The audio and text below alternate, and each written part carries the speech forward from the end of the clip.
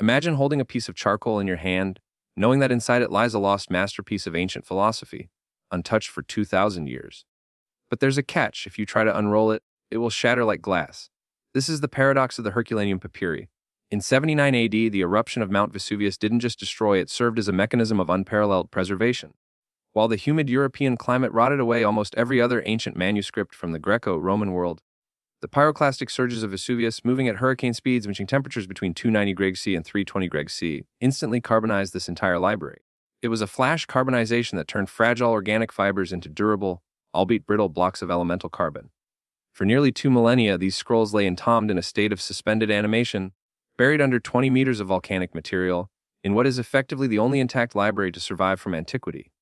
We are looking at a treasure trove found within the magnificent Villa dei Papyri, a seaside estate so luxurious it served as the model for the Getty Villa in California. This villa likely belonged to Lucius Calpurnius Piso, the father-in-law of Julius Caesar and a great patron of the arts. When the site was rediscovered in 1750, the excavators didn't even recognize what they were looking at. They mistook the blackened lumps for charcoal briquettes or burnt logs, and tragically, many were burned for fuel or discarded before their true nature was realized. Once they were identified as manuscripts, the struggle began. Early scholars like Father Antonio Paggio invented ingenious machines using silk threads to pull the layers apart millimeter by millimeter, but the process took decades and often caused the outer layers to crumble into dust. The fundamental problem was that the ink, made of soot and gum, was chemically identical to the carbonized papyrus. To a standard X-ray, the ink is invisible because it has the same density as the page. But today we are at a pivotal juncture where particle physics meets artificial intelligence. This is the story of virtual unwrapping. To see the invisible, researchers turned to the Diamond Light Source, a massive synchrotron facility in the UK. A synchrotron accelerates electrons to near light speed to create X-rays billions of times brighter than those in a hospital. This allowed Dr. Brent Seals and his team to scan the scrolls at a resolution of 7.91 micrometers per voxel. At this scale, you aren't just looking at the scroll, you are looking at the individual plant fibers. However, a single scan generates terabytes of data, and because the scrolls were crushed and deformed by the weight of the volcano, the layers are not neat circles. They are complex, twisted manifolds that fold back on themselves. The real breakthrough that solved the ink problem came through global collaboration and the Vesuvius Challenge.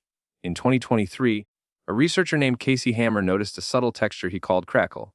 He hypothesized that as the water-based ink dried 2,000 years ago, it altered the surface tension of the papyrus, creating a microscopic mud crack pattern. When the scroll was charred, this physical structure was preserved. Using this discovery as a ground truth, computer scientists began training deep learning models, like the Times-Former architecture, to recognize these patterns. In late 2023, 21-year-old Luke Farrader identified the first word porphyr as the Greek word for purple. Shortly after, a super team of young researchers won the $700,000 grand prize by successfully revealing 15 columns of text, recovering more than 2,000 characters that hadn't been seen since the Roman Empire. The results have been a landmark for classical history. The recovered text is a completely new addition to the works of Philodemus of Gadara, an Epicurean philosopher. He writes a nuanced argument about the nature of pleasure, refuting the idea that scarcity makes things more valuable. He argues that even with food, we shouldn't believe that rare things are inherently more pleasant than those which are abundant. It's a defense of the Epicurean belief that the goal of life is simple freedom from pain and anxiety. But the discoveries didn't stop there. In early 2025, scans of a different scroll at the Bodleian Library revealed something shocking: ink containing lead. This contradicts the belief that metallic inks weren't used until much later in history, and it means these specific scrolls will be even easier for AI to read because of the high density of the metal. The roadmap for the next 2 years is even more ambitious. The goal is to scale this technology to read 90% of the remaining 300 scrolls currently stored in Naples. The biggest bottleneck right now is segmentation, the thousands of hours it takes to manually trace the layers in 3D.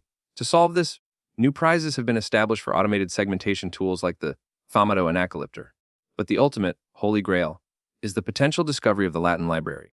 Because Roman libraries were almost always bilingual, archaeologists believe there is an entire undiscovered wing of the villa containing lost masterpieces of Roman literature. Missing books by Livy, the history of Ennius, or even the lost poems of Sappho.